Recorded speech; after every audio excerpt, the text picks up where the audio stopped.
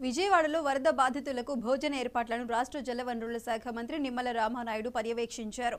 3 పూటలా 15,000 చొప్పున 45,000 వరకు ఆహార పొట్లాలను స్వచ్ఛందంగా అందించిన ఇస్కాన్ సంస్థ సేవలను మంత్రి అభినందించారు.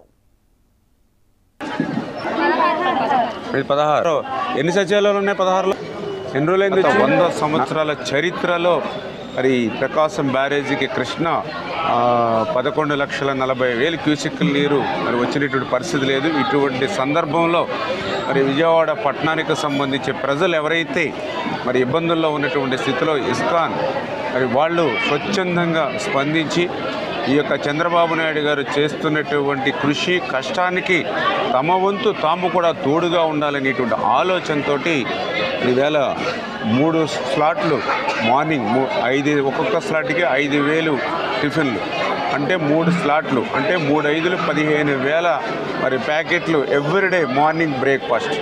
అదేవిధంగా 3 స్లాట్లు అంటే 15,000 లంచ్ ప్యాకెట్లు మధ్యాహ్నం.